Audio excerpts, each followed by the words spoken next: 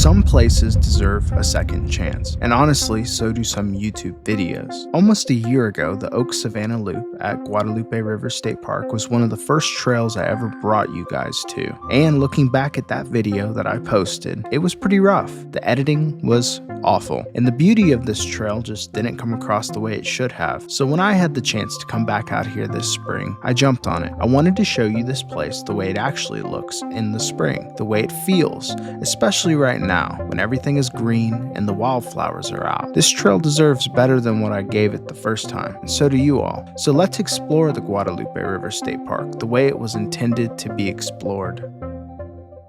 What's up, YouTube? It's Matt with the Matt Out Here YouTube channel, and today I'm at my home away from home, the Guadalupe River State Park, right down the road from where I live and my favorite state park in Texas. I hope y'all enjoy this one and enjoy the beauty of the park. Let's go. Do you have a happy place? A place where you know you can go and things are just going to be all right? For me, that's the Guadalupe River State Park. This place has a way of bringing me back down to earth and inspiring me at the same time. And I don't fully understand how it does both of those things, but it does. Springtime out here is something special. Everything is in bloom. The plants, the trees, the critters, they're all moving around, and the world is actually going pretty fast out here. But somehow, the world is slowing down. The Oak Savannah Loop is honestly just a little slice of heaven, and rarely when I come out here do I run into anybody. It's just me. Sometimes when I'm out here, I start imagining what Texas looked like 100 years ago, or 500 years ago, and then I'll flip it and think about what it's going to look like 500 years from now. Sometimes I'm not thinking about anything at all. Sometimes I'm planning for the future. What I'm trying to get across is when I'm out here, my mind is able to truly wander. But regardless of where my head goes, this trail and this park put me in this kind of zen that I just can't find when I'm at home or locked in at work. And to me, that's pretty magical.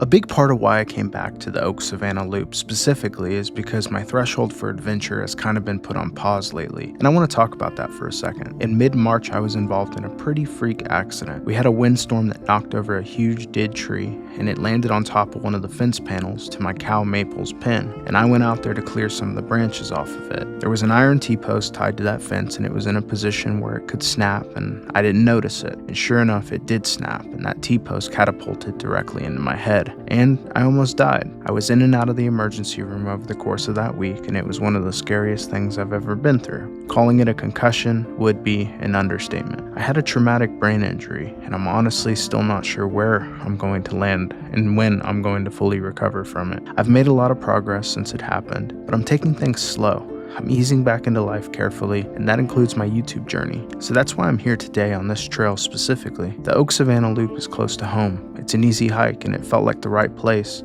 to start finding my way back to doing the things that I love, hiking and filming and getting outside and sharing it with everybody. This isn't me going full send back into adventure mode. This is just me taking a step in that direction. And honestly, I couldn't think of a better place to do it than right here at the Guadalupe River State Park.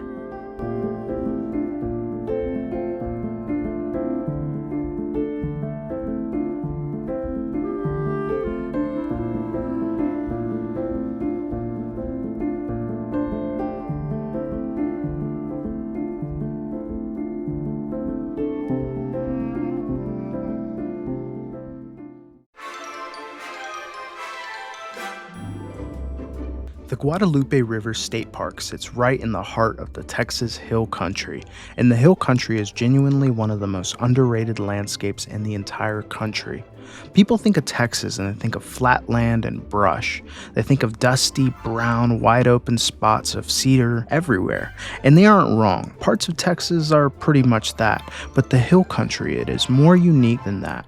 You've got these rolling limestone hills, creek valleys that cut deep through the rock, cedar and oak as far as you can see, and in the spring it transforms.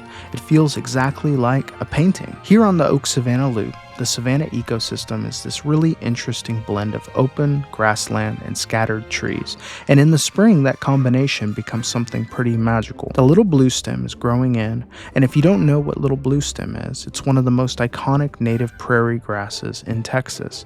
It's got this blue-green base in the spring that shifts into these deep copper and rust tones by fall. It holds the soil together and feeds the ecosystem. And out here on the loop, you'll see all sorts of native prairie grasses coming up through the limestone outcroppings, growing right alongside the cedar and the oak. And the live oaks out here are something unique in themselves. These oaks are not young trees. Some of these live oaks have been standing here for hundreds of years. And you can tell they're wide, they're gnarled, and they've got this low spreading canopy that twists out in every direction as the tree just decided it was going to take up as much space as it wanted. And unlike a lot of trees, live oaks hold on to their leaves almost year round. So even in the dead of winter, this trail has color to it. But in the spring, the oaks are pushing out fresh new growth, and that pale yellow-green of new live oak leaves against a blue Texas sky is something that belongs in an art gallery.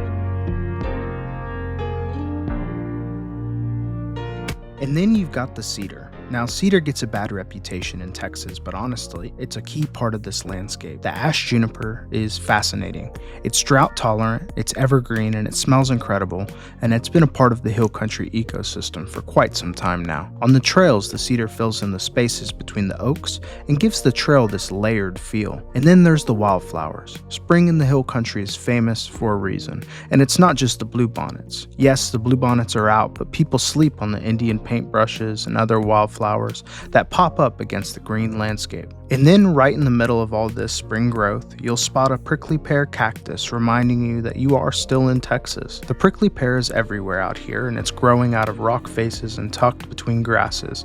And in the late spring, it'll start pushing out these bright yellow flowers. Texas cactus gets overlooked a lot, but it is genuinely a beautiful plant when it decides to bloom. The whole ecosystem out here is this really delicate balance of grassland, woodland, limestone, and water, and spring is the one time of year where it all is firing off at the same time. Everything awakens, and everything is growing, and somehow standing in the middle of all of it on this trail, it still feels relatively quiet.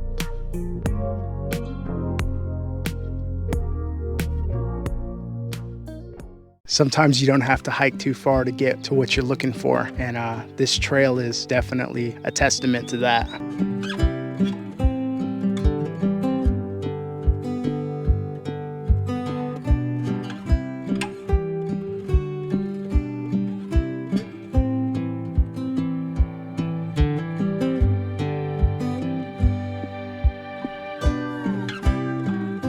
All right, y'all, that's going to be a wrap on this video. Hope y'all enjoyed this trail as much as I did, and I'll catch y'all on the next one. All right, y'all, take care.